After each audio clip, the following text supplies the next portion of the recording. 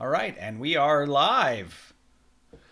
I'm Steven. That's John. That's Erock. We are from Just Got Played, and today we're talking about best games for new gamers. So, what does that mean? And I think even in the thumbnail, because it didn't have a whole lot of room, I called it Next Step Games, which I've had heard it referred to that before. So, in the hobby, people talk a lot about gateway games, which are, if people haven't really played games a lot or, played games in a while or something like that. And there are the games, gateway games, the games you want to introduce them to the hobby or reintroduce them to the hobby, get them sort of hooked, right? So this is for people that they've taken the bait, they're hooked, they're ready, they want to see what is next beyond gateway games. So these are sort of the next step games. And I just started with my favorite games and sort of went down the list, and I was like, that's a gateway game. That's too heavy. You know, I do have a couple of honorable mentions of games that I was, sort of struggling with whether they were just too heavy or just too gateway, sort of. Actually, there's one that on my list, if you all want to try to guess what it is, there's one that didn't make my list that is BGG says it's medium weight, like over 3 weight on a 1 to 5 scale, but I think it's a gateway game. I use it as a gateway game. So anyway, good luck guessing what that is. Yeah, most of my games fall between that sort of 2 and 3 weight. What were you guys thinking when you put together your list? Games I like. That's about the extent of it. Now, so the way I was looking at it is it can't be too simple because again we're doing the next level. You got them hooked with the simple game or the game that's straightforward. Now you want to introduce them to different games with more kind of mechanics. So I kind of went with games that have maybe 2 or 3 different mechanics in them that gel well. It's got a cool theme to pull people in and say, hey, this is the kind of fun that you can be having. So not too many mechanics. Nice theme that's very very intro friendly. Not too simple was kind of the wheelhouse I was aiming for, which is why I have a dishonorable mention. And I think it would be a mistake to put a next level player on Catan. Love Catan, have no problem with Catan. The problem can arise is Catan can be a very uneven experience.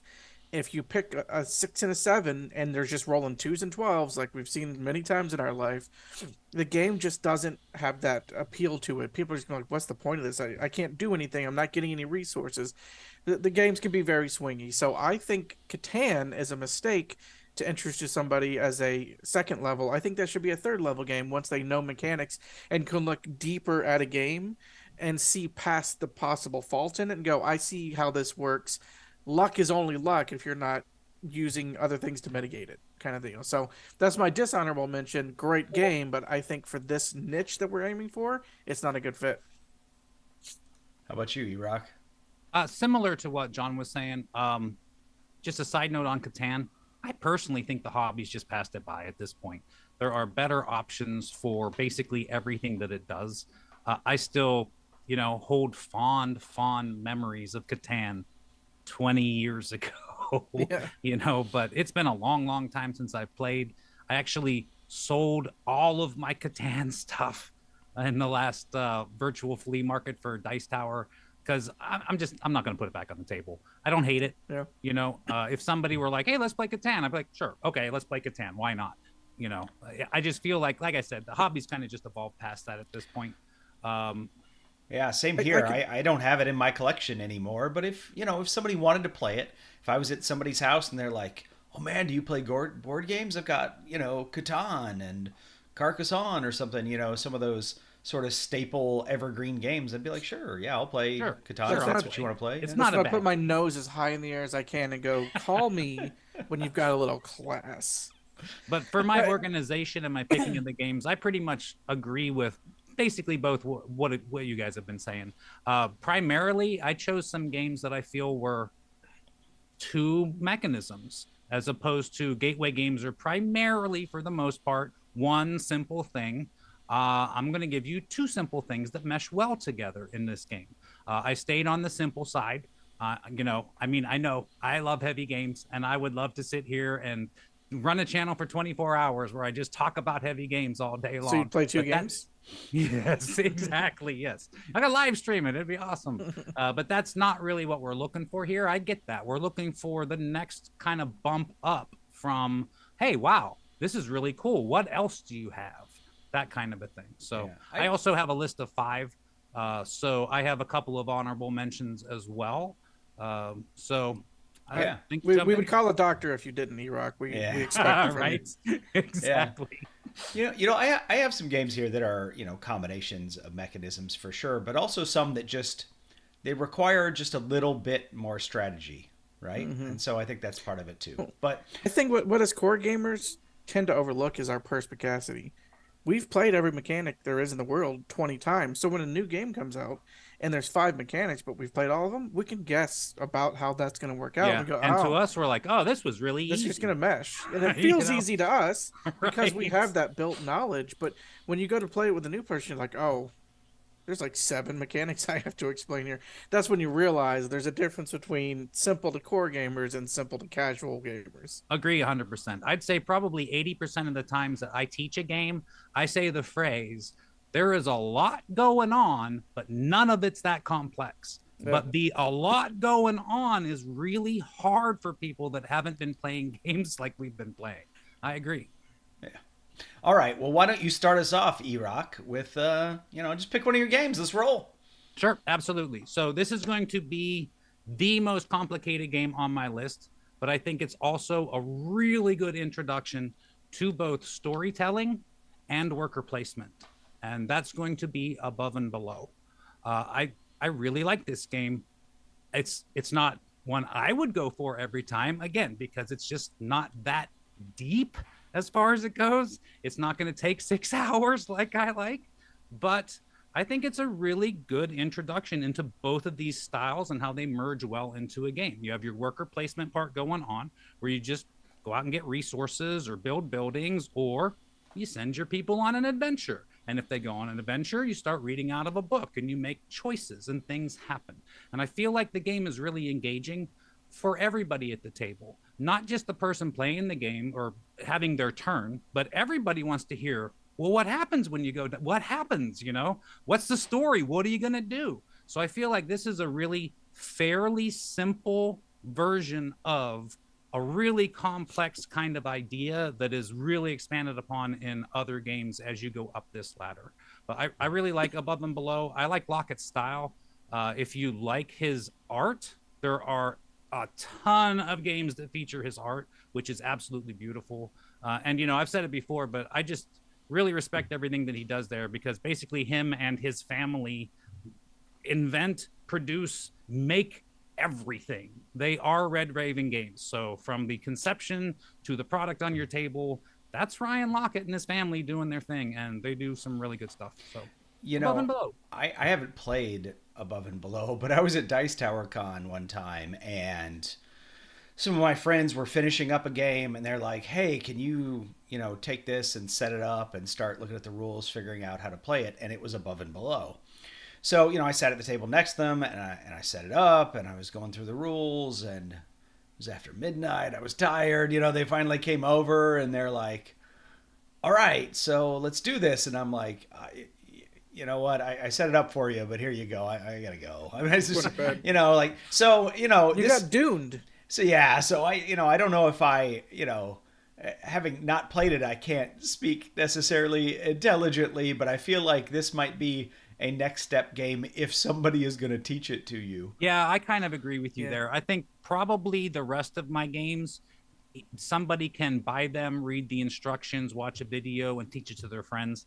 This one, if you're newer, you might need a little help with this one. But I think if you have that help, it's fairly simple to actually play and get through the game, and you'll have a really good time. Well, this game is also a great one to try to get tabletop role players into the hobby, because it's a good melding of both of those. And from the way we're coming at this list of what games would you introduce to players for that second level, it fits in perfectly with that. And I love this game. I've never seen anyone not enjoy a Lockout game. I It's agree. just a Yeah. very really fun thematic, and it's got the theme. I think I've said it earlier, but I think one of the most important things on this list is you get that theme to hook them in. Mechanics are great, but you really, if you're wanting to get someone in a hobby and they bit the hook a little bit, got to yank that hook, get it in there deep, and the theme is one of the ways you do that. Do not overlook the theme of a game when you're trying to get somebody into the hobby. Good point. All right, John, why don't you hit us with one? I'm gonna say it before anyone else does, because I know we all love this game, but it's Cascadia. I think you could put this on just about any positive list that you could come up with that the criteria fits, because it's got the theme, the artwork is great, and it teaches you a couple of mechanics, but it's not enough that you get overwhelmed by it. Because if you're just like, I don't remember what all 5 of these score, go, well, you got a bear first turn. Keep building on those bears. What do the bears want? They want to be in a group of 5. All right, I'm just going to keep trying to grab these bears. When you're grabbing tiles, look for the one that bears can go onto. So it introduces them a little bit to the point salad mechanic, where there's a bunch of different ways to score. It's up to you. Tile placement, in-game scoring, a little bit at a time. And again, you would need to have somebody teaching the game to a newer player, because it is a little bit on the complex side for this list. But I think with how good it is and how good the theme and components are, it's enough to drag it back into be a perfect choice in this category. See, this is where I was sort of struggling a little bit with some of the games that are high on my list, because I would say this is a gateway game. Yeah, as far as it goes, I actually agree with you, Steve. I considered this for my list, but I think this is a gateway game. But on the caveat that somebody experienced is teaching it.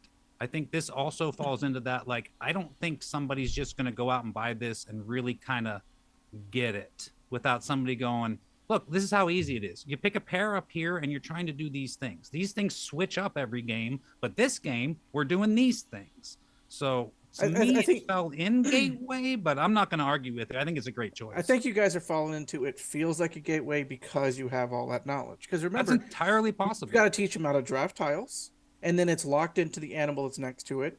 Teach them about the leaf that you can wipe the board if you don't get what you want. If there's 3 or more in the same row, you can wipe them. At that point, it's up to you. Placing it in your tableau, building distinct areas because the geography scores at the end of the game. 5 different animals that all score uniquely and can trip each other up if you place them wrong. I think there's enough going on here that somebody, like, if it was someone's first board game you were showing them, I think it could be overwhelming to those kind of people. Yeah, it sounds like, it'd be one of those where I say, there's a lot going on, but none of it's that complex. Yeah, so sure. I think I could say that this would be, I would consider this a gateway game if I were teaching it, but not if, you just had to go learn it from the rules, right? And because, I think it's okay. It's okay to say, like, well, this is how the game works, right?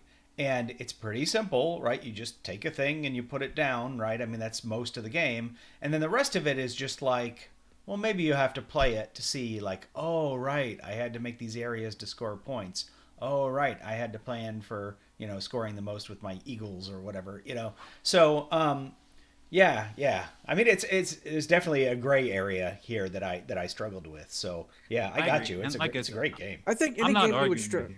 Yeah. Right. I think any game you struggle to learn from a rule book is considered level 2 by default. Like games like King Domino, that's a great entry game. Anybody can learn that from the rule book. It's a pamphlet almost. There's nothing really complex or crazy going on with it. I would consider that intro. With this, I would want somebody to teach a new player this, because there's enough going on that you have to keep in mind together as it all works together. For that reason alone, I think it is. But there's no reason to belabor the point. We're all spoiled now that you can just watch YouTube how to play videos. Yeah, right. Or you find one of us at a convention. Yeah, exactly. Yes.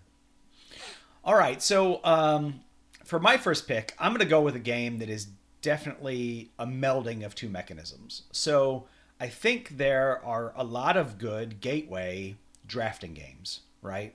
You've got Sushi Go. Some people use 7 Wonders as a gateway game. I think that's probably a little more next step. But Yellow card. Anyway, yeah, but I think for a next step game, a really good combination is in It's a Wonderful World, right? Because you have got drafting, which hopefully somebody has seen already in a gateway game, and now you've got engine building, which they may have also already seen, but if not, this is a great way to introduce them to engine building, right? You've got that decision.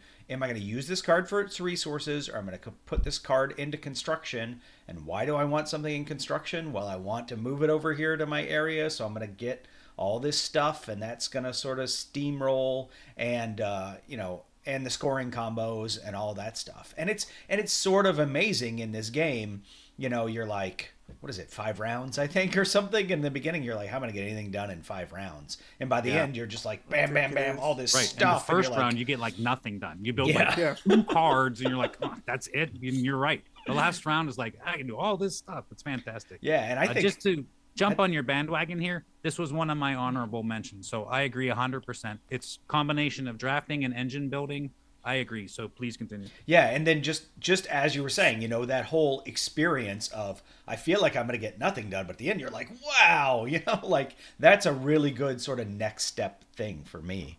I originally played this game with John, and of course, John, is all about the hate draft, so that's another element you can throw. I will cut your throat in a drafting game.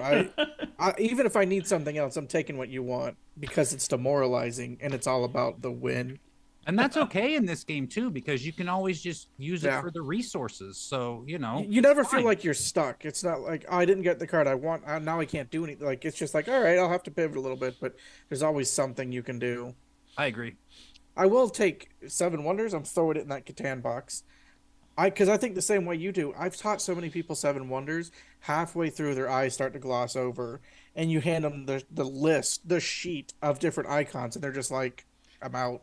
I agree. It's a simple game, but the iconography is so dense. It's like learning a new language. Well, and science, right? Yes, a lot of this stuff is relatively easy to teach, but science is hard to teach. Partially because it's like what I was talking about before. It's like, you need to have played the game to understand the value of the science you card. Score sets and then exponential for how many of the same just scoring science is a pain to teach. in a way that people can wrap their heads around. I want to play 7 Wonders more. I love that game, but I've taught it to some people and they're just like, no, I'm not playing this game. All right, well, I will revisit a little bit of that topic later with one of my picks, not 7 Wonders. But let's cycle back around to Erock for another one. Okay, so my number 2 pick here is going to be Clank. I think Clank is a fantastic example of both deck building and almost a roguelike in how the game plays. So it's a really good mesh between deck building and maneuvering yourself around a board and trying to get treasures and avoiding bad guys and things like that, or fighting bad guys or whatever, and then getting your way back out. You also do have permadeath in here. It's entirely possible that you get killed, you didn't make it out, and you get nothing. So the way it goes here, I really like Clank. I think it's really exciting. It's fun to play. Even like, and this is true for all of these games on this list where I say, I'd be happy to play these games. I would, but I would actively try to play Clank. I am, a seasoned veteran gamer, and I want to play Clank because it's fun. But at the same time, it's not overpowering. There's not a ton of stuff going on. You like deck building? Cool. Why don't we try this out? And it's super simple. Like, did you get boots? You can move. Did you get swords? You can beat the things that you're moving through. Like, there's not a whole lot of complicated, like, architecture stacked on top of each other here. You just buy cards, you use them to move around and get stuff. And I think Clank's a fantastic one. And I think I haven't played it yet, but the newest one is even more roguelike because it changes, like, every time you play, it's a different board because you kind of explore the board and place as you go. It might escalate the complexity a bit because, you're exploring as you go and different things happen. Like I said, I don't know, I haven't played that, but if you're looking more roguelike even, I think the new one would really fill that niche because you just never know how the board's going to come out. But that's my second pick here is Clank. Good pick. Never thought of it, but it works. We got Neutral in the comments, by the way. So Neutral, if you have any recommendations, throw them out there. We'll grab those at the end.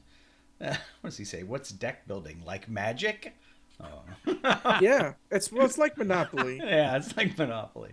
It's just like Monopoly. Personally, I like to use the terms deck construction versus deck building to sort of differentiate. Magic is deck construction, too. right? friend of mine sent me a picture. He's on vacation right now, and it's a board game store. They were going in to grab a game to play with their group on vacation, and they're like, "What game should I ask for?" And I said, "Go in and ask me if they got Monopoly." Neutral said he missed our number ones. Well, mine was It's a Wonderful World. Above and below. Cascadia. There you go. There's three. Quick recap for Neutral. You missed us arguing about how the list and each other and everybody's wrong. Yeah. There's a lot of good stuff there. Go back and watch it. Yeah, it's good. So, John, what do you got for us next? So my next one, I've actually taught to several people, and it's always been a big hit. And I think it's got just enough going in to be on the list, and that is Camel Up. When you're teaching it to them, you just break it down and go, there's two things you can do. You're either betting on something or you're trying to mess with the camels. And that's really all it comes down to. But there's enough, like, when do you want to put your oasis down? How does the stacking work? When do you want to bet on the leg? When do you want to bet on the end game? All this other stuff going on. So it's a fairly simple game, but I think there is just enough going on that it's got that factor of enough combination mechanics that make it a second level game. Decent intro game, but I think it works even as a second level game because of that. You get 6 people going, the crazy camels are running backwards, all this stuff's going on, and it's just a fun time. So again, it's got the theme, it's got the fun components, and it's got the several intermeshing mechanics. It's a little on the light side for this list, but I think it still fits. Yeah, and a note, it's the second edition that has the crazy camels. Yes, you definitely want to get the new one. It's got the plastic pyramid instead of the wooden or paper one or whatever. Yeah, and it's got the crazy camels. I think it even has like an element from like the It has photo the finish. partnerships. Yeah, it has the partnerships from the Super Cup or whatever that other. It doesn't have the longer board, but maybe its board is longer than the original base game. Like I have all of them. I have the original plus Super Cup. Plus I got the new version. I do sort of miss that one decision where you could return a pyramid tile to put an extra die back in the pyramid. I mean, I kind of like that, but we played without it, and it was okay. Yeah, right. Yeah. And one interesting thing about the second edition, actually probably the biggest change in the second edition, is you don't pull one of the dice out of the pyramid every leg. So one camel is not going to move, and that can make a dramatic difference. But yeah, that's why the crazy camels are great, because you pull the black and white die or whatever, gray die. You're not pulling blue this turn. It changes everything going on. So it's a really cool change. So they grabbed all the best parts from like the expansions and the mini stuff and just packed it into one game with better components. Grab the new version for sure, second edition. But it's a great one. And it's a great like big group game. It's one that fits a lot of criteria, so it's absolutely worth owning. Goes up to 8, I think. Yep. Yeah, 8. And it's a lot of fun. Yeah, it is. I think that's kind of a common theme in our choices anyways. These are fun games, like in the traditional fun sense. Like I think 8 hours of a Crunchy Hero is fun, but that's me. These are more just like traditional fun things. I think I'm about to hit you with a game that is more thinky than fun, but first I see Neutral's list of games here, and I'm thinking maybe those look like gateway games to me, Neutral. So we're doing the next step beyond gateway essentially for this. But we'll get back to that at the end. All right, so I said this next game for me is a little bit more thinky, and that is because it is really tight.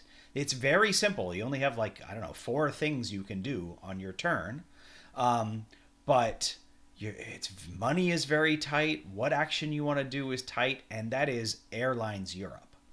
So Airlines Europe is a very simple game, right? You can take some stock, you can put down some stock, you can build a route, put airlines out, and there's one other thing you can do: take money or some other way to just take a little bit of money or something. You can get 8 money. Yeah, there's that it's really thinky in that you're trying to time when you're going to put your shares down, right? You want to put them down early enough because you don't know when the scoring card is going to come out, and they don't count if they're in your hand. They got to be down. But you don't want to put them down too early because you get more money If you wait to put them down, you get more money when you put them down. You don't spend as much time putting shares down because, again, the action economy here is tight. You know, you want to spend as little actions as you can putting shares down. But then also at the same time, you don't want to throw a ton of shares on the table, and then nobody's going to help you with that airline because you're dominating it either, right? So this to me is a next step because there is some real strategy here that isn't, I think, necessarily apparent just from reading the rules, right? So that's what makes it feel a little bit next step to me. You play this, and some of it's almost even emergent behavior with the other people you're playing with. I mean, John and I were playing with 2 other people, and they were discussing how they were going to do something on their turn, and then the other person was to do something on their turn, and they were going to complete one of their long haul routes near the end of the game and score all these extra points. And then, so they're just like openly discussing that. And then but then it's like John's turn in between. I'm like, hey, John, if you just build this cheap route using their airlines over here, they're going to run out of planes and they can't finish doing that. You know, so we just like totally sabotage their plans. But like, that's not in the rule book, right? That's a thing that's a deeper level. You've got to realize, well, they have a limited number of planes. This is an action I could do. It doesn't benefit me because I don't have any shares in that airline, but by messing up their strategy, it indirectly benefits me, right? So I think this is a good choice for the list, but I think it's on the edge of a little too difficult. It's still on the list, but it's right there because, like you said, that emergent behavior and the strategies that you would never think of from the rules. You got to be in the middle of a game and go, oh, I can just build these white planes out here in nowhere, and that hurts. Like, there's a lot of stuff like that. So, like, I think it's. But see, to me, that's next step, right? What I'm saying is, I think it might be next step. Like, there becomes a metagame to it, and once you've got a metagame developing, I think that might be step 3. But again, I think it just fits on this list, but it's edging towards that step 3 because there is a lot of really cool interactions in this game, and the rules are not going to tell you any of them. It's just like, here's the mechanics that you can use, and you got to figure that out for yourself. And it is a great game. So like, I think it's a good fit on the list. I just think it's like, you could almost argue it's step 3. It's that wealthy of a game when it comes to interactions.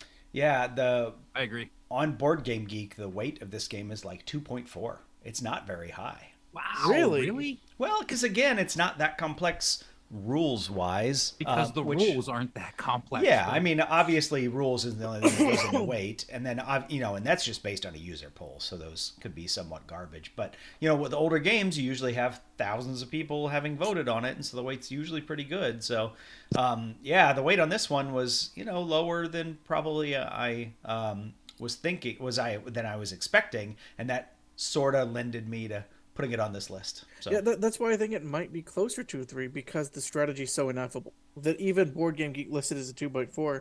I think you could do a dissertation on this for a PhD defense, like that level of this is how the mechanics work. This is how you can do. And then in game 2, people started doing this because of the metagame from game 1. So like the mechanics are a 2.4, but I think there's a richness to this that you cannot put into words. Yeah, I am definitely going heavier than you guys with this list. A little bit. So, I mean, well, It's a Wonderful World wasn't too bad. Every game I think fits the criteria, though, even though we're kind of coming at it from different perspectives. Yeah. Yeah, agreed. All right, well, that was two laps around my screen, so let's go for a third. Erock?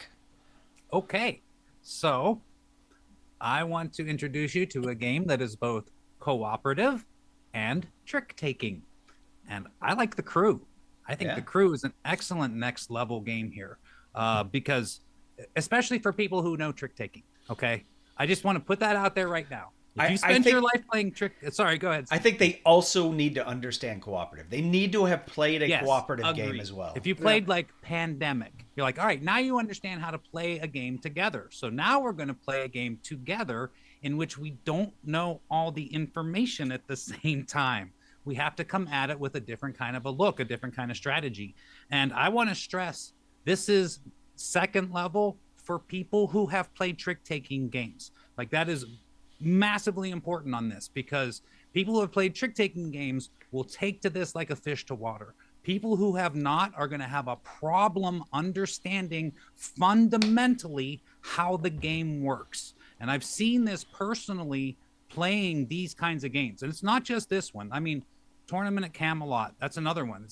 That's a cool game, but it's a trick-taking game. If you don't know how to do that, if you don't understand the intricacies and the subtleties and have spent a lifetime playing hearts and spades and bridge or oh hell or whatever, you're going to have a hard time understanding a trick-taking game. But if you do understand trick-taking games, and so does your group, this game's fantastic.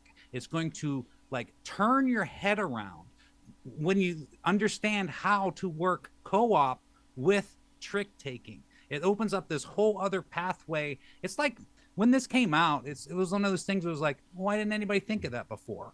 You know, because it's so well done and it works so well together. But I think I would probably start with the original crew, because the second crew is a little bit more complicated, but I don't think it matters all that much. I think you could probably get away with either one of them and have a really good time for quite a while with your group.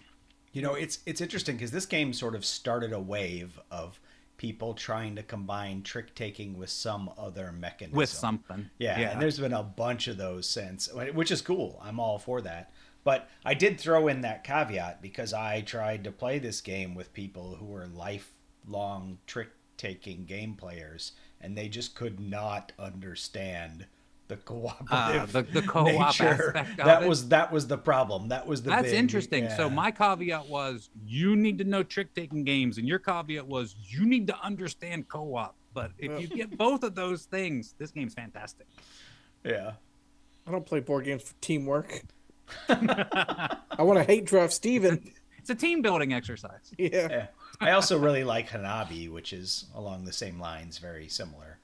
Very similar. Cooperative. There's a report out of Memphis that one group of people actually almost played by the rules of Hanabi the other day. No. It was close. That didn't quite happen, but That's it was close. impressive. Good for It was, them. yeah. I think they might have fudged it a little, but it was close. Somebody gave an extra wink, and that was it. They should just call Hanabi the game of body language. Reaching for a card. I think he might not know to take that one.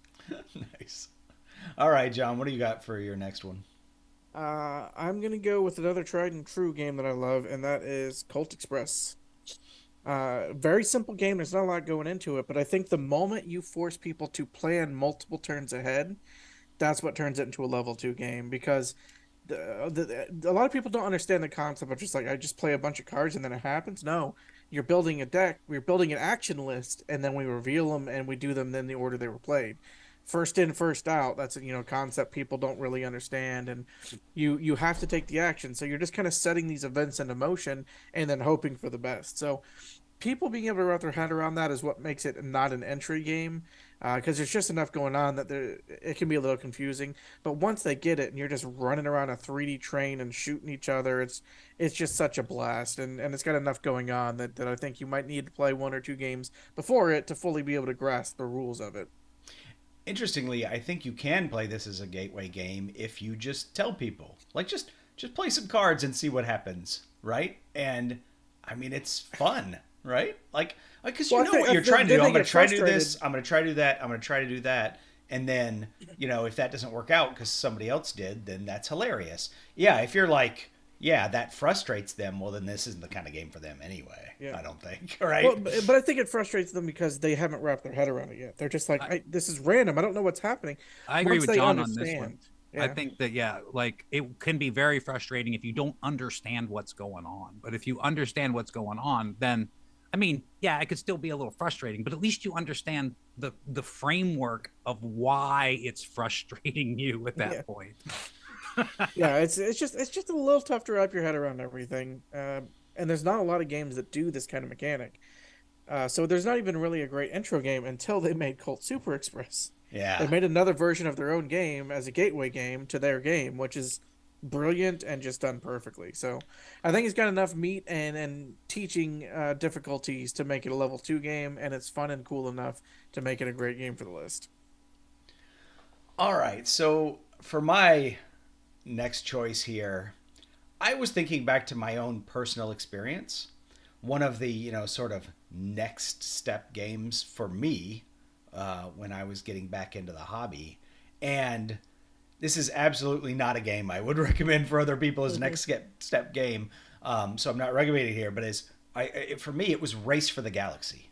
right? Oh, I remember Love it. getting on Yes. YouTube, watching some kid sitting on the floor in his room talking about all the symbols for like an hour. I'm trying to figure this game out, like, and I figured it out. I went through all the work because I had gotten a copy of the game. I wanted to play it with my group, because 6 players can play it really quick, and it fit my sort of. I thought it would fit my group well, but it was just so hard to crack. The gameplay is actually pretty simple. As far as rules go, other than cracking those symbols. So, I was thinking about that, and I was like, you know what? I think Terraforming Mars Ares Expedition is a next step game, because just a tableau builder, right? There's 2 things going on here. There's the phase selection, where you're sort of trying to guess what other people are doing, although it's not as important in, say, as it is in, say, Race for the Galaxy.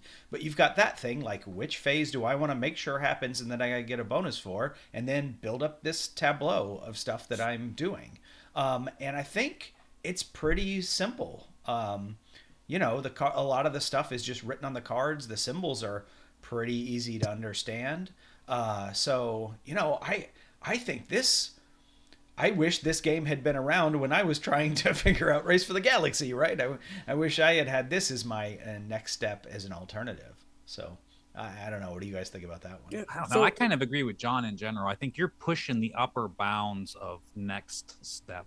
I think there's more going on here than you're giving the game credit for.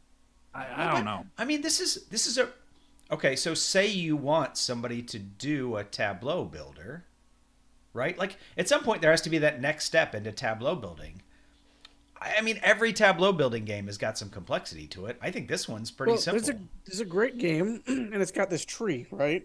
And there's a bunch of cards in front. Oh my gosh.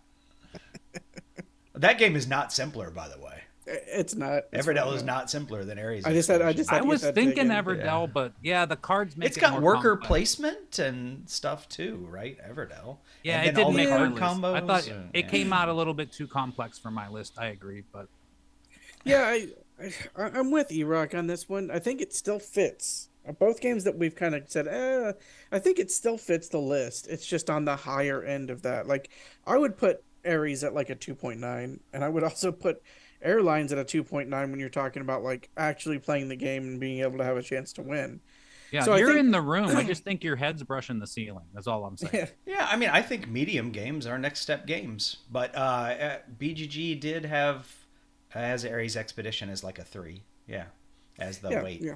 So again, it still fits. It's just it's definitely one that you're gonna have to put a little more care into the teaching on.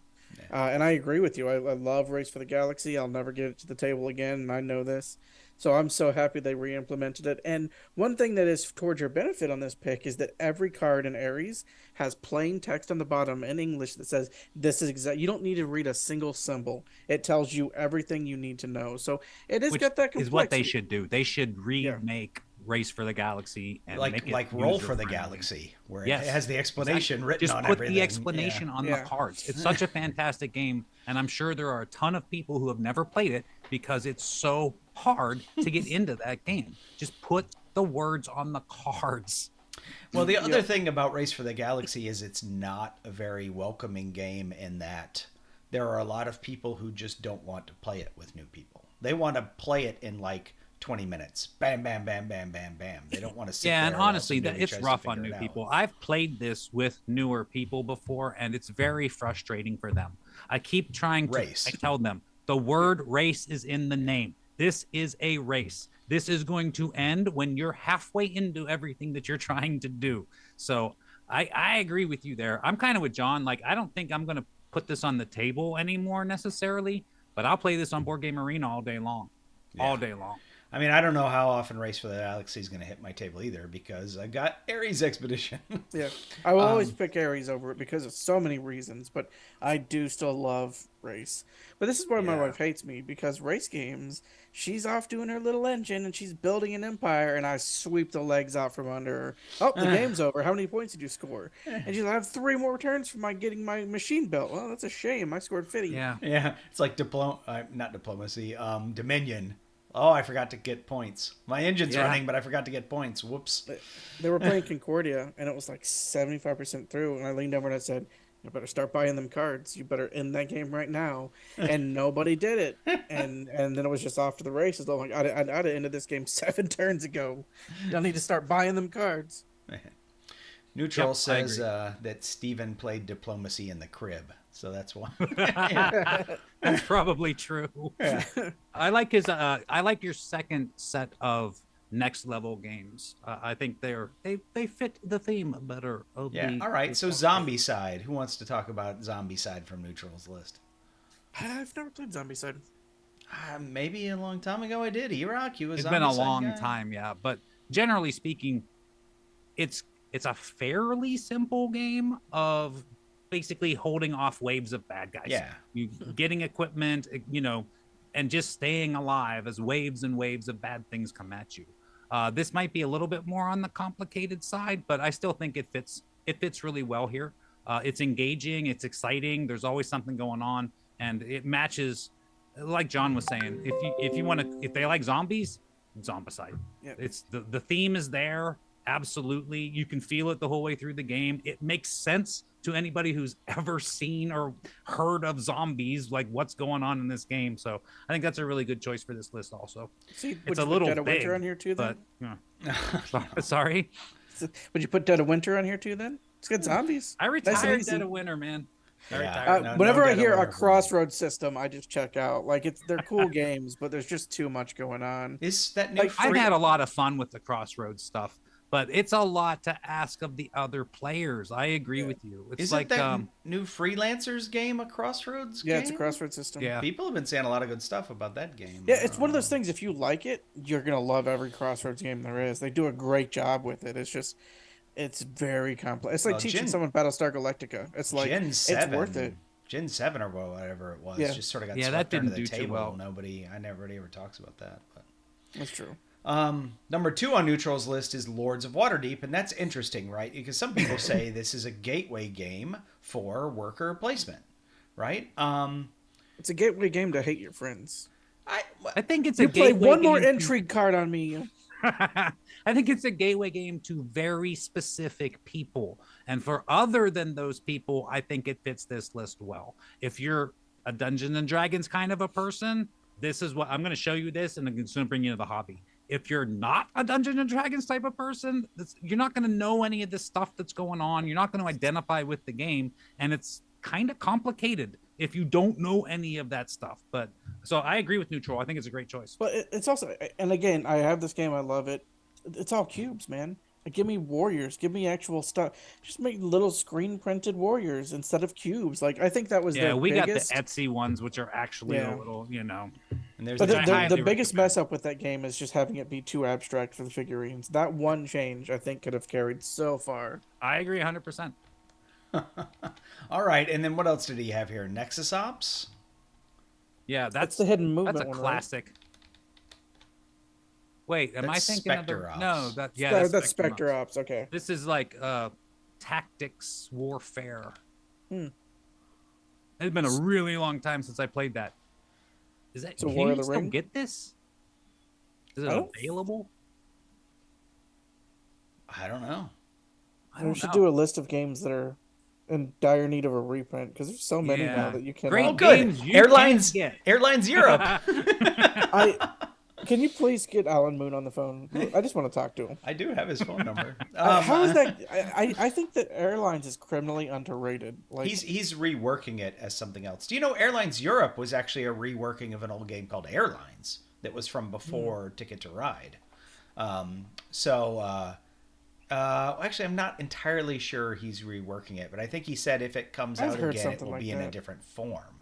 It it was something like like a that. 10-year anniversary Yeah. edition or something. Like that's all I'm asking for.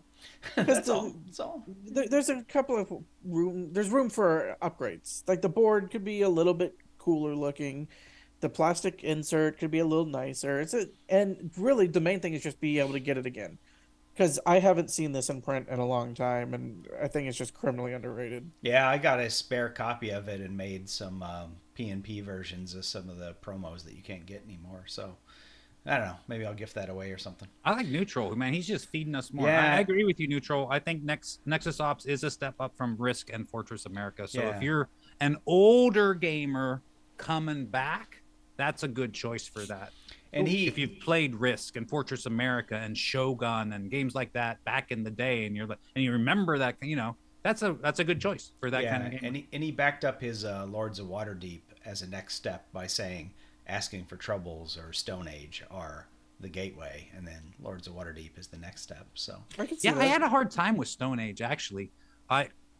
Every time I think of it, I'm like, I feel like it's a gateway game, but it's not. There's too much going on there. An experienced player will crush somebody who's new to the game, so that's one of it. But Asking for Troubles is a good choice because it has the bumping mechanism, and somebody who's new to it can still do well even against an experienced player. So 100%. Really, that game comes down to how many times can you get bumped. Because you get bumped more, you're probably going to win. Because it means you get more actions. You got to try to get yourself bumped too, right? Which is cool. Yeah, sometimes you don't choose the best thing to do because I'm just going to sit there and I'm going to have to pull it off. Yeah. But if I go over here where I know Steven's going to go, I get something and I get my ship back. Because you can look at keep going. You can look at my ship and you can see which places I've upgraded. You know where I want to go, so you go there, so you get bumped. Yeah, it's but of course that's a little bit of a. You're not going to learn that strategy from the rulebook either, but that's emergent. 100% true. All right. So I want to throw out my first honorable mention here. And this is a game that I use this as a gateway game. I use this as a gateway game for area control. BGG says the weight of this is over 3, and I disagree, but maybe you guys seem to think I'm a little off on this spectrum here. But this is El Grande. Oh, I love El Grande. And there are not very many rules. I mean, you have to worry about getting enough caballeros into your court so that you can deploy them. And sure, there's the whole, what am I going to put in the Castillo and parachute them? And there's the rule about the king. But, it's not that complicated rules-wise. And I don't think the strategy is terribly complex compared to some of these other games we're talking about either. I mean, the complexity is in the reading what other people are trying to do, right? So I don't see why El Grande is a medium weight game. To me, it's more in the middle between light and medium. And I think the medium is in what you were talking about, is trying to interpret the game state and make good choices. Yeah, because overall, I think you're right. Every game's got that at some level. I mean, yeah, agreed. But this is a pretty deep level there as far as it goes. I agree with you. The mechanisms are easy. I pick a card that tells me when I'm going to go, how many guys I'm going to replenish, and I do my best, It's just like you said with Stone Age, though. If you don't know how to play Stone Age, you're going to lose by 170 points. Somebody is just going to obliterate you. And I think if you need to have that ability to read the board state in a way that if you don't, you just might as well not even play because you're going to lose. I don't think it's as bad in El Grande because you could be sitting there with 4 experienced players and they're going to be messing with each other, right? And you might be all right. So, there's some mitigation there, I think, as compared to Stone Age. I don't think it mitigates it by player count, right? But anyway, so I thought about putting El Grande on this list as a next step game, but I was like, next step from what? Like you're brushing the ceiling, but I can't. I'm having a hard time arguing with you. What is your gateway level area control game? This isn't. El Grande's not any more complicated than Ethnos. I mean, Ethnos, you either draw a card or you play a stack of your hand. Again, we're talking about the depth in the strategy, right? Because in Ethnos, you've got to understand, you're going to have to put down the cards that you don't play. When do you play? Do you try to get bigger sets? Am I trying to score points in this area? Because in Age 3, it's going to score more than one. It's just as deep as El Grande. Ethnos, as far as those strategic layers. I've never played El Grande. With luck. When you said what's your go-to area, it's Ethnos. Yeah, but that's what I'm saying. I think El Grande. Actually, I'm curious now. I'm going to pull up Board Game Geek. I'm curious what the weight of Ethnos is.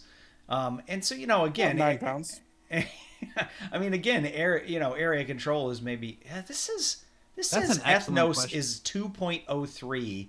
complexity, where El Grande is 3.04. Well, a lot of times in Ethnos you don't have a choice. If there's no discard, you're drawing off the top, basically. There's a lot of times in Ethnos where you're just drawing and working with what you get. So I think that might be a difference because half the game of Ethnos, you're just hoping for something you can play. Yeah, but I'm just not talking hypothetically about using El Grande as a gateway area control game. Like I literally use it as that. Right? I've never had people not understand the game, not enjoy the game. Right? They're new to this. They might be new to area control, and they enjoy it. Right? And everybody felt like they had a chance. Right? Nobody felt like they were just getting crushed. So. Anyway, I didn't put El Grande on the next step list because I thought, well, it's a first step for me. But, it was close to making my list for next step. I don't think I'm gateway gaming El Grande, but I'm not going to argue with you. Especially because, it's so procedural and the board tells you like everything, like now do this, now do this, now do this, now do this. So it's really hard to get lost in that game. You just follow the steps and you run right through the game. Yeah. So you said you had some extras or honorable mentions, Erock? Yeah, well, my first one was It's a Wonderful World for all of the things that we talked about. I agree 100%. That's a really good combination of engine building and drafting.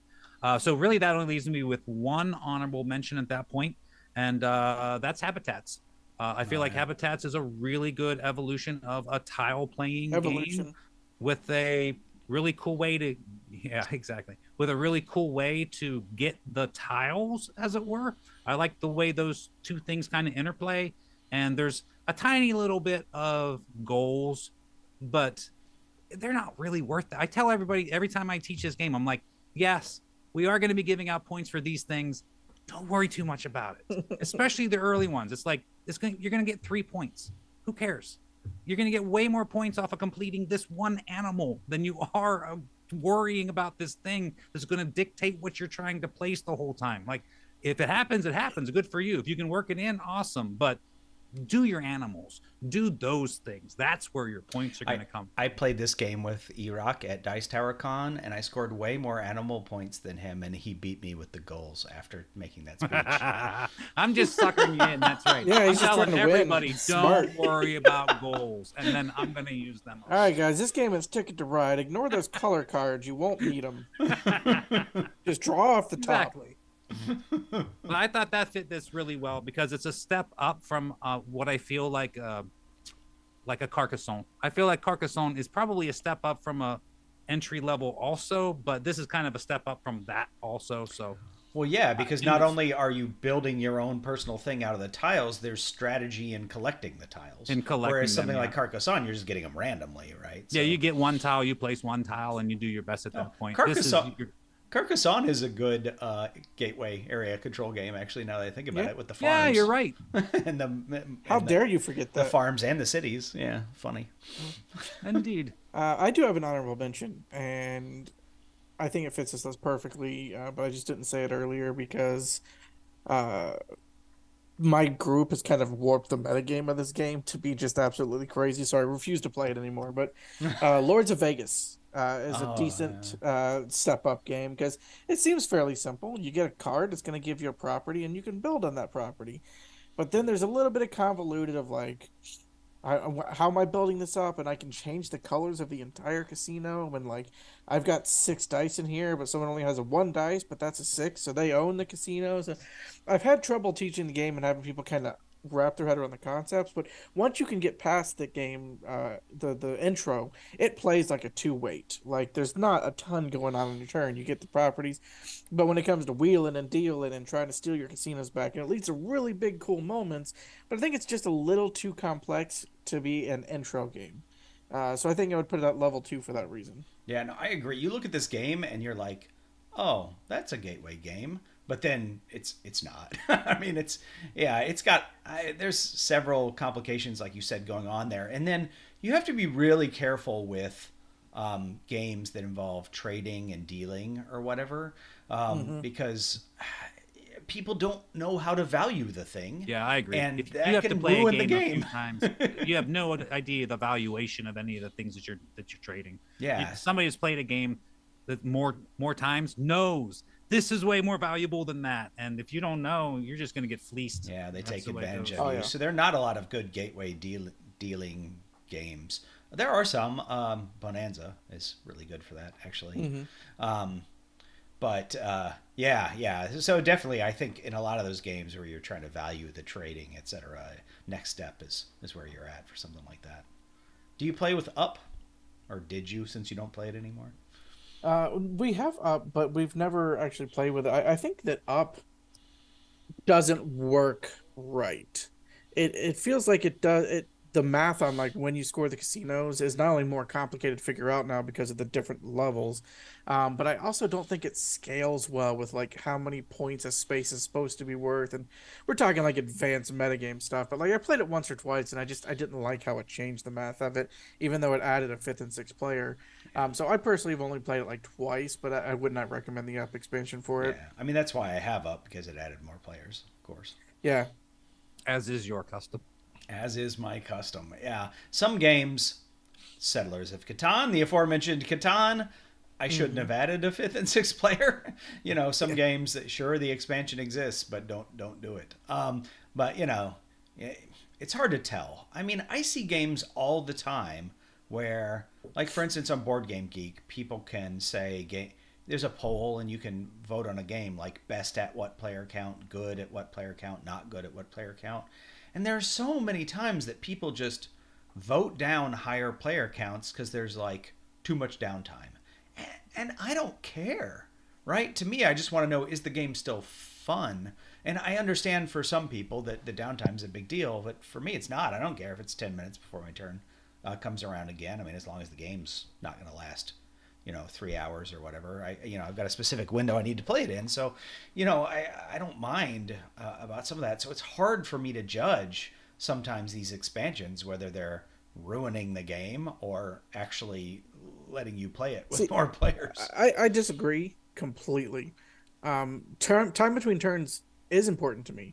And I've played several games at 4 players that I would never play at 6. Just in my life, I will never do it because you're talking about like 25 minutes between your next turn, and it's games where you really don't care what they're doing on there. It's not really affecting you much. So it's hard to stay checked in when you got 5 other people taking forever. I didn't mean to say that it didn't matter. I meant to say that I have a different tolerance level than a lot of people, right? 25 minutes between my turn is ridiculous. I'm not going to do that, right? But I don't know. I just feel like people vote down games. They're like, this is awful at 5, not recommended at 5. And then I played at 5 and I'm like, it's fine.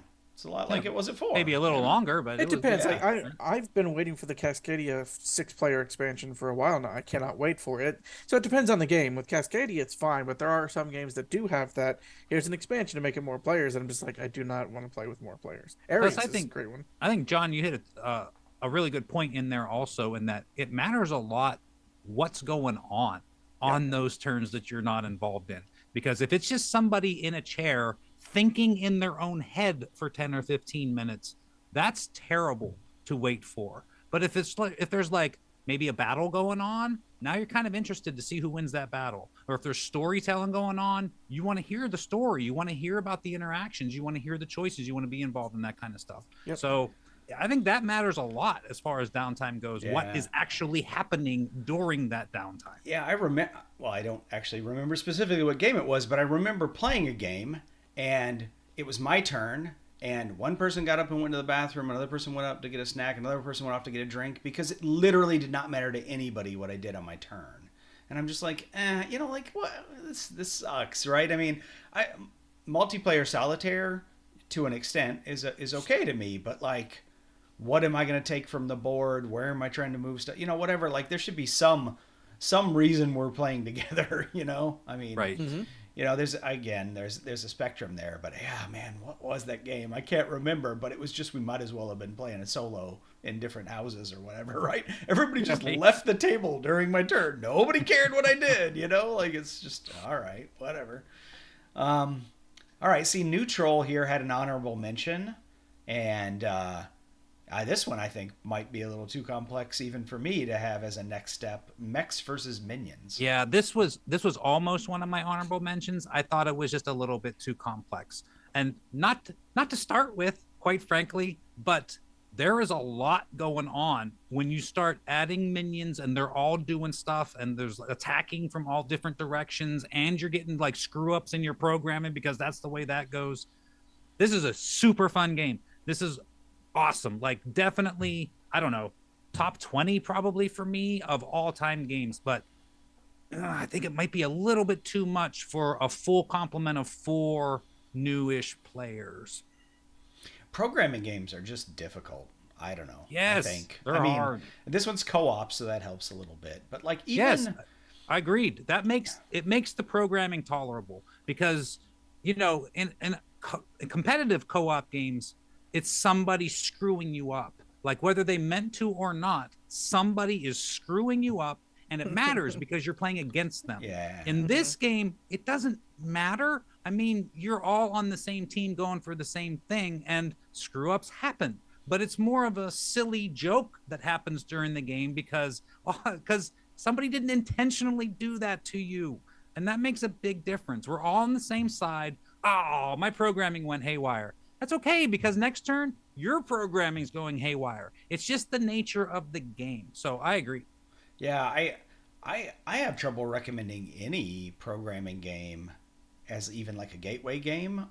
Robot Turtles is supposed to be like a kid's programming game, but aren't you just arguing that Colt Express could be a gateway game with its programming? well, that's a completely different thing, though. It's programming, though.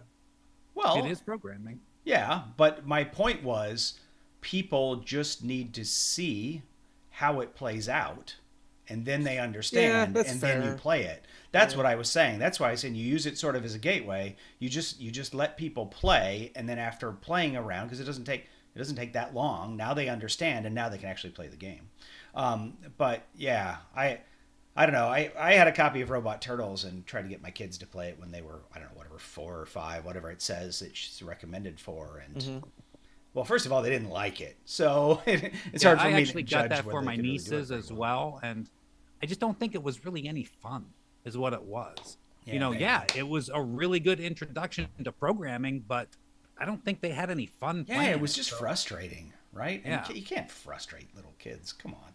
And then Yeah, I they'll can. just go do something else. Right? The kids aren't like us. They're not gonna like hang through it because, well, I'm in it now. We're playing to the end. Kid don't care. Kid's gonna get up and run in the other room and do something else. oh no, I'll leave a game table. Yeah, I try, but people get so mad. Didn't I do that at Silverwood Grove? Wasn't Yes, I like, and then hey, one here's an hour later. Yeah, I was like, here's what I'm gonna do for all my actions on the last turn. So just do those when it's my turn, because it doesn't matter what any of you else are doing. This is what I'm doing. I'm gonna go get lunch. What's funny about that is that was 6-player I think we played, and it was miserable. So that's a game where if you play more than 4 players, I would never play, even if it wasn't a terrible game.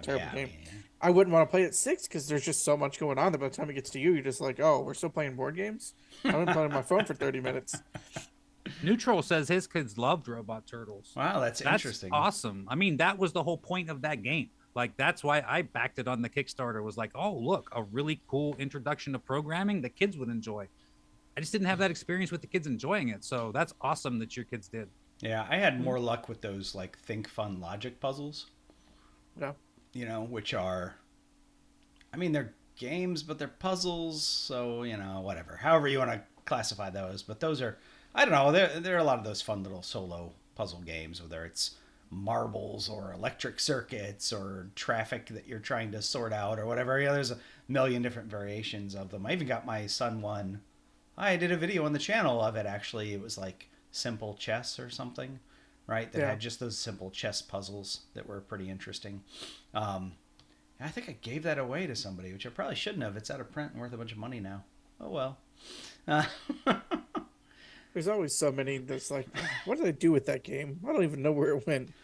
I mean, normally I know, but I just thought it was in his closet and he couldn't find it. And I'm like, yeah, I like to do those charity mystery boxes where I send somebody a mystery box. And I'm like, ooh, maybe he said he didn't want it anymore. And I stuck it in a mystery box. So maybe that's where it went.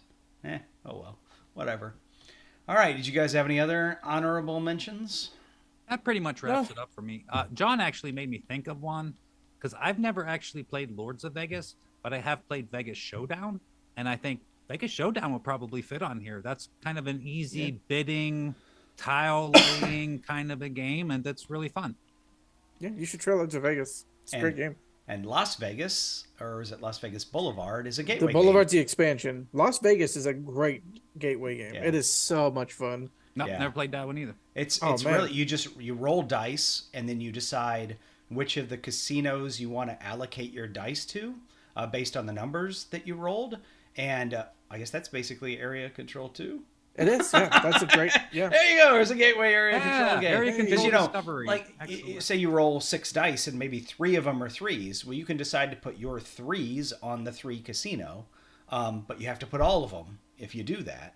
And if you use your dice faster, that means you're going to be sitting out while other people are still using up their dice, so you could sort of get sniped at the end. And also the different casinos have different values, whether first, second, or maybe even third in some situations. Sometimes it's only first pays out, sometimes second pays out, etc. So, it's got you have to have a reason for area control. Like, It why has the am I trying to coolest get that in there? area control mechanic, though, which is if you are tied for first, you don't have any influence there. If Steven has 4 dice and I have 4 dice and you have 1, you win the top prize at that spot because we canceled each other out. Yeah, so you can It just is sneak in there. It's such a Yeah. fun game. Oh man. Yeah, I highly recommend that Las Vegas and the Boulevard expansion too. Although they actually, I think it's all out of print. well, now they made that special version of Las Vegas that had the stuff from Boulevard and it's the extra things. Yeah, but I Remember? think that was like 3 years ago, and it's just no longer sold. I don't think you could find it right now. I thought that was an evergreen, man. I thought that game was just around forever. We'll have to double check, but I think it's a hard game to get right now. Seriously, you just need a bunch of dice and then you make your own. Yeah, it's the easiest like print and play I've ever seen, but Yeah, it's such a fun game. It is dice chucking area control. Yeah, there you go. That's a good one. I have to remember that if we ever do a gateway games list. Did we ever do a gateway games list? And we got like 800 videos on this channel. I can't remember everything that we've done. But, Yeah, I think technically we did because we did like different levels for Christmas. No, that was gifts though. That's different than gateway, right? We did gifts by price point. We did by price point. Yeah. Maybe we really never did do a gateway. I feel like we had to have at some point. Right? 800 and something videos, 850 videos Right. and counting. There's got to be a gateway one in there somewhere. It's probably old though, right? This That's true. new Might gateway use an games update. coming out every Of course, day. we're all old gamers. We probably have the same games. Be like, oh, this is what I like to use. Gosh, Same thing yeah. I used Well, 10 I did. years ago. I was gonna say I did list Ares Expedition. That's got to be 2021. There we go. That's not that old, right? That's I not think that old. Cascadia is just as new as well. Oh yeah, that's right. So not all of these are as old as El Grande, from 1995. I love El Grande. And if it was Gateway, you'd have heard the words Thunder Road Express. If we did a list about games I regret getting rid of, El Grande would be my number one. Would that be the biggest regret? Yes. The grandest regret? The grandest grandest regret. Yes. Absolutely. You could still get El Grande, man. Yeah, I know, but now I'm I've never played fighting it. for shelf space at this point. I'm like, I got to figure out a way to get it back into the collection at this point. So I have the El Grande Decennial Edition. That's the one I sold, the Decennial. I never really play with the extra stuff, so I all the never played time- with any. I just played base El Grande every time. And Yes. I'm just like, is the base one a smaller box? Maybe I should trade, but I think it's actually They just not keep that making smaller. these big versions. Like the Yeah. last one was some also kind of anniversary collection edition. Also, it's like it's hard, man. One of the reasons I got rid of it is because it took up so much room on the shelf. Which that and- game does not need to be big. It They does need not to make more distilled version. That's why I call it Cult Super Express. It's the entire game that's in 7 boxes for me, in a pack of cards that could fit in your entire pocket, and you get the same feeling that you do with the big game. Like, let's start distilling the essence down here. Maybe that's the next big swing because everything's a pendulum. It always swings one way and then swings the other way. We have gone through the $600 Kickstarter of versions of everything. So maybe the next version is going to be, look how small this game is. I don't know. These $1 million, look at this collection of minis that may or may not have rules to play with them. Train Well, then has would you not have to do slowed down. hollows? If you use little chips with hollows, then you don't need the actual minis. You can just stack a bunch of tips in a sleeve and Well, they're good to go. See, now that's interesting because you think a tiny game is just going to be sort of low quality, low price, cheap, but could you make really high quality tiny games? The Tiny Epic games actually have a ton of stuff and decent quality components in their boxes, so there is that. Right. Like, I'm not saying they're all going to be $20. It might be $700, but it's going to be small and it's going to be awesome. All the pieces are carved out of ivory. Right. Exactly. Yes. I think they should make smaller versions of games that are 15% bigger than Tiny Epic games. Yeah, Tiny Epic That's games. the sweet spot. There's a specific reason why Tiny Epic games are the size they are for shipping, but yeah, there is. Gosh, what is the size? Like a Bonanza box, maybe? Or yeah. I mean, there is a. Or like a Can't Stop could be a good version. Or really, like just the double Tiny Epic size is a really good size for a game. Yeah. Yeah, just like take the typical board game box, cut it in half. Just do that. Something like that. You know, don't give me more, give me better quality in a smaller box. Yes, I agree. Stop giving me 15 expansions and modules. Get me Uwe Rosenberg on the phone. Give me a great small game. Have you tried Colt Super Express? No, I have not. It sounds fun though. I like Colt Express a lot. So I gave away my copy of Colt Express because I got Colt Super Express. Interesting. Again, like you said, you know, I've got limited shelf space, and Colt Super Express is just this little tiny box, whereas Colt Express is a fairly tall box to fit those assembled train cars, right? So it's a bigger box, and I was just like, well, I mean, I could see reasons to have both of these. I mean, I would play both of these, but in reality, it's just, man, I'm going to get rid of that big box and I'm going to have this small box. And anytime I get that itch to play that kind of game, I'll just pull out the little box. I also personally didn't like the whole trying to put the meeples inside the train car. If you've got big fingers, it is really impossible to do. You're just knocking everything over. It's a mess. Yeah, but we usually nominate one. Like, all right, you're going to be the person that moves things around. Yeah, no denying its table presence though. Colt Express looks cool on the table. Yeah, it's really cool. Yeah, with the Back to the Future car, all the trains, the guy on the side with the shotgun, the horses, like, it's a really neat looking table. Neutral says the expansions don't fit in the Colt Express box. Don't you have them all in the box, John? I have them in 3 boxes. Oh, really? Okay. Yeah, they takes up a lot of room to store. Yeah, not as much as Heroes of Land, Air, and Sea, which Neutral says is the best Tiny Epic game. Actually, I would like to play the new Land, Air, and Sea. Yeah, I think you would need a full size luggage to carry that game around. I would actually like to play the Last Kingdom board game from Gameland. I liked the show for one, and then I've been hearing good things about the game. So interesting. I'd like to play that. But that is not a next step game, I don't think. I don't know. Maybe it is. Yeah, we've kind of lost the plot. But yeah, we've lost the plot. I blame you, Erock. Second. All right. Well, I'm Steven.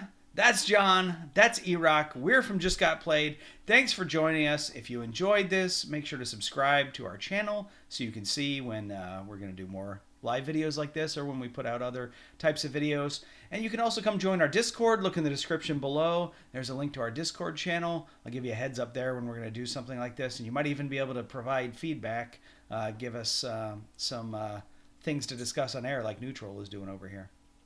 All right. But until the next time, thanks for joining us, everybody.